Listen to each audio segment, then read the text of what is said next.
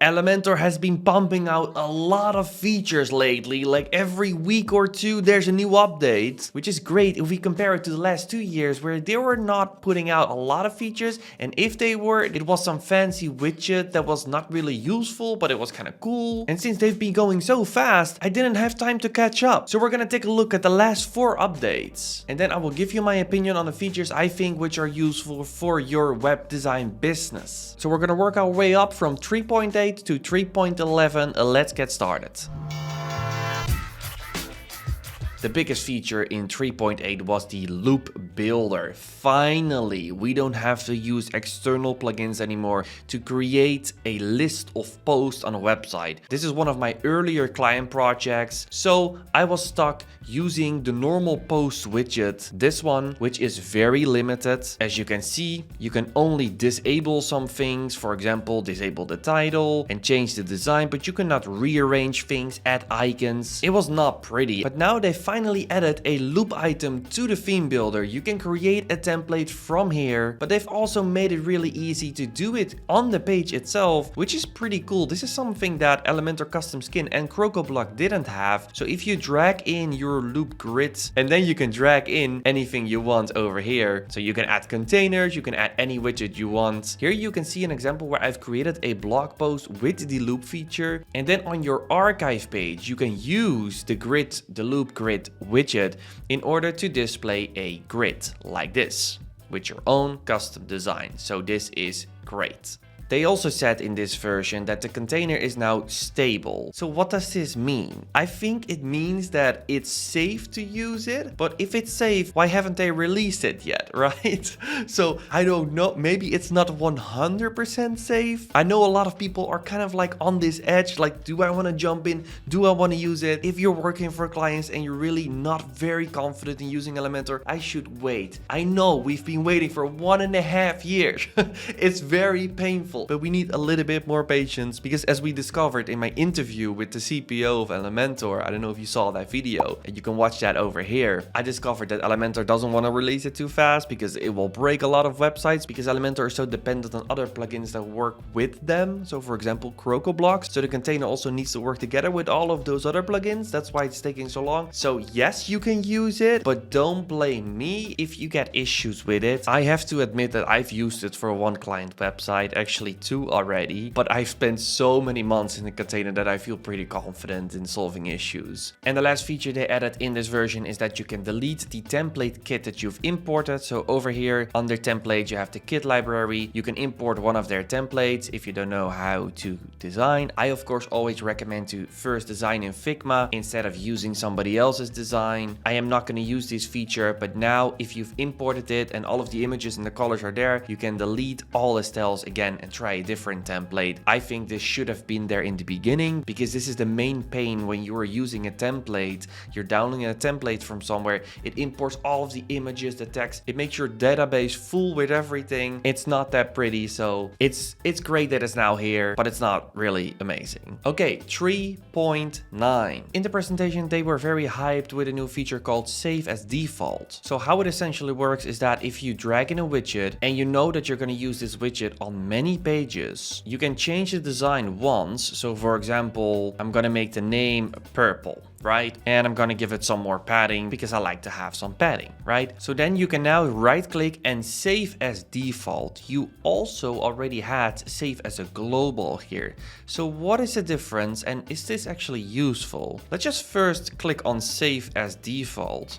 So when you do that, it says default settings changed. So if you drag in the reviews widget again, it has that same design. That is great, I suppose. So if I then want to change the widget, so for example, the name is gonna be dark green over here, then it doesn't change to the other ones. And yes, I know save as default doesn't mean that it's a global setting. Okay, but let's try the other option, right? So what we're gonna do is we're gonna go to this one. We're gonna use a different different color over here. So let's just pick a red. And then we're gonna save this as a global, right? So we're gonna say reviews, global widget. We're gonna save it. And now this is a global widget. It will change to this orange line. So that means that it's a global widget. We now have our normal widgets over here, and the global widgets, we have them over here, as you can see with this little icon. So now if we drag in the widget from here, so let's put it at the bottom, this one is red as well. But I cannot change it over here because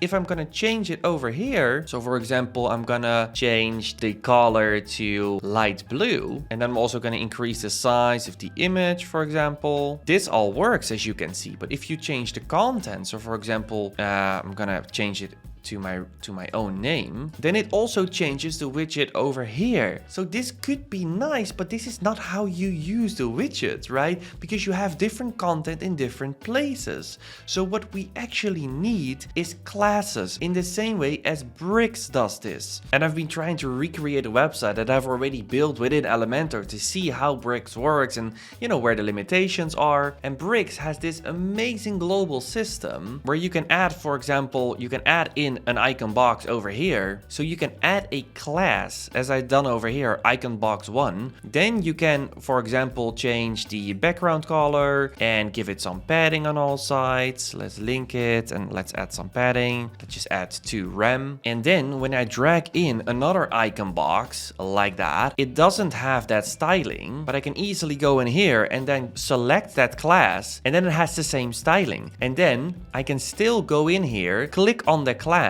change the padding. I need to link it again for some reason. I had already linked it. I don't know why. But if I then increase it over here, it changes in both places. This is how it should work. This is what we want, Elementor. This is great. So maybe I'm missing something with the save as default. If you think I'm missing something, let me know in the comments. But I just think Bricks has the best option of all with the classes feature. And for the pop-up feature, they also added more options to set up how many times you want to see the pop-up. Let's be honest, pop-ups are annoying. On some websites you have 3 kind of pop-ups. This feature I think should have been there in the beginning because everybody knows how annoying pop-ups are, but it's great that it's now here. And the last feature in 3.9 is lazy load background images. So for the people that don't know, lazy load is a technique that allows you to tell your website to only load in the images when the people actually view that part of the page. So for example, I have a big image here on the website, but the user is still over here. It doesn't load, and then when you start scrolling, then it loads once it hits the bottom. I think that's how it works. So why is this great? Well, it improves the page speed when you first load in the website, which is really important because you don't want people to click off. This is also really important for your Google page speed score, which will influence how high you rank in Google. I'm really happy that Elementor is now taking performance seriously with features like this. Okay, let's go to 3.10. This has only been released a week ago, so this is already really recent. The first amazing feature which opens a lot of possibilities is the tabs feature. Finally, they've tackled this feature because, oh lord, it was so limited. Unbelievable. If I go to an old website over here, let's just open the tabs feature and let's just import it and let me show what was possible. You could only put in some text over here, and yes, I know you could add a short code, but then you would have that in another window. And also the options over here were not that great. You only had align options for the top, as you can see over here, so no left and right, which is what you want sometimes. But the thing that frustrated me the most is that you had such limited design options for the little tabs itself. Like, I want my tabs to be on brand. Like, I'm spending so much time on the design and it took so many years in order for them to add a few design features to this very old widget. But now we finally have it. As you can see, top, bottom, left, right, that is already amazing. Still the normal aligning options, the title within those tabs. So let's say that you have it like this, then you can also align them within the tabs, which is cool. But the biggest feature here is that this also now has a normal drag and drop interface. This is what Elementor is all about. It's drag and drop without knowing how to use code. So you can click, and over here you can drag in any widget you want. This is the same story with the Loop Builder. It's all coming together now. I love it. You can drag in anything you want. They have a pretty cool example in their video here where you can see they have icons in the buttons as well. That is possible. And you can drag in any widget you want. So here they've made a really creative design on the left. So this is really good to give you some ideas. And even if you put it on full width at the top, you can create something like this with tabs. That is pretty cool. And then you might think, what about mobile? Because on mobile, you don't always have the room for all of these tabs. And they've also done something really smart because on mobile, it becomes an accordion. So it becomes a vertical list with tabs. I don't know why the icons have disappeared over here. Maybe that's not an option on mobile. I hope it is. But still, finally some old widgets revamped, redesigned. Beautiful. Really happy about that. Another great feature in this release is the custom unit option. So this is what you're used to. Pixels, EM, percentages, and RAM. But now there's an extra option over here, and that is a pencil. And they've transformed it into a vertical list. So as you can see right here, I don't know why I think there is enough room because now it's an extra click, which is always annoying, extra clicks, but I kind of get it. It's not the end of the world. It's an extra click. Okay, so we can click on the pencil over here. So now if you unlink it, you can do something like 20 pixels on the top and 20 pixels on the bottom. But on the right, you can do 50%. And this was not possible before. So this is a feature for people that know what they're doing. But the place where I found it most useful is in fonts. So here I am creating a style guide, and this style guide has all kinds of titles, right? And I've connected them, I've connected them to the global fonts, as you can see right here, because I want everything to be global, of course. So now if you click over here and then select the pencil, you can add in anything you want, and you can use this to create responsive designs, because you don't want your fonts to be as big on your desktop as you want them to be on your tablet and your mobile. I will make a separate video about this because fonts and site settings is not an easy thing that will take me at least, I don't know, 10 minutes to explain. I went through this whole transition myself because I used to use the typography H1 to H6, but now I don't use them anymore. I only use them for SEO, and I use this for styling options. This website is really cool because, as you can see, the fonts actually scale. You see that? Bigger now, smaller now. That's really cool. So again, I do not recommend this feature for beginners. Just get started with this, and if you really know what you're doing, then click on the pencil. Another thing is that they have transformed all of the templates now to containers, which is cool. I hope that people that are still using sections and columns can still import the old version and that they haven't replaced all of it. I don't know how they've done it, but if you use templates, you can do that with the container now. Another feature which is great is disable Google Fonts. You cannot find it over here. For some reason, it's in the advanced tab, even though a lot of features over here are also advanced. I'm not really sure if I understand all of these tabs because you also have some options over here. I know that this is a bit different, but I don't know. It just seems a bit messy. I think they could combine all of this into one place. So in the advanced tabs over here, you now have Google Fonts. By default, it's enabled. You can now disable it. Why would you do that? Because it's so great to have all of your Google fonts in Elementor. Well, because Google fonts make your website slower. The thing is, every font, it needs to be loaded from the Google server. So when you disable that, you can then go to custom fonts and upload your fonts over here. So then your fonts are loaded from your website instead of from Google servers. And this makes your website faster. It's a great feature, but I think it needs a little bit more explanation, because if it's enabled, you have another few options over here and they don't really explain what these options are. I don't know what they are. I'm not a developer. I don't know these terms. So please, Elementor, give us some more information so that we know what we're clicking on, because if I don't know what I'm clicking on, I'm not going to use the feature and I'm just going to disable it. But maybe swap is a good feature. But I just want to say it's great that it's here. Improves performance. Always good. But it doesn't stop there in terms of performance. They've also said that you can now lazy load Google Maps, because Google Maps widget, like this widget, can also slow down your website. But I don't know how to use it yet. I can't find the option over here, and I also don't see the option over here. So if anybody knows how to use that, then please leave it in the comments below. In the video widget though, I can see the checkbox over here, so you can also put it on lazy load to make sure the speed of your website is optimal. And I've heard that there are more settings when you upload your own video, because you know when you upload your own video instead of using YouTube,